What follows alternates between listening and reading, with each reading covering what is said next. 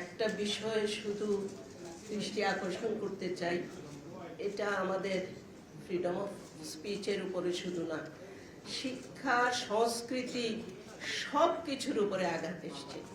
ছায়ানট কেন স্ট্যান্ডার্ডাইজ করা হলো, প্রশ্নটা রাখছি বর্তমান সরকারের কাছে।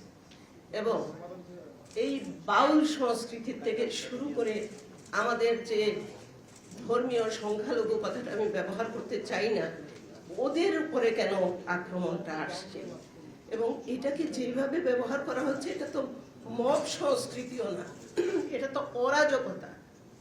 কারা করছে, কেন করছে, তাদেরকে কি চিহ্নিত করা যায় না?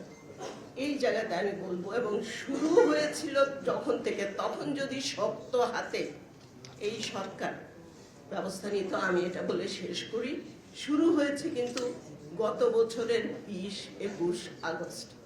আপনাদের খেয়াল আছে কিনা, এইচএসসি পরীক্ষা বাতিলের দাবিতে সচিবালয়ে ঘেরাও করেছিল এবং সেখানে সরকার সেখানে মাথা নত করে মেনে নিয়েছিল 14 লক্ষ বাচ্চার ভবিষ্যৎ চিন্তা না করে।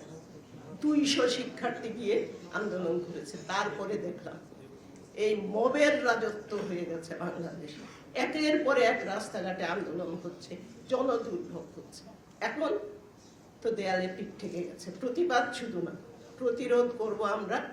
আমরা বৃহত্তর নাগরিক সমাজের একজন হিসেবে বলবো, আমরা আছি আপনাদের সাথে, সবাই মিলেই এটাকে প্রতিরোধ করতে হবে।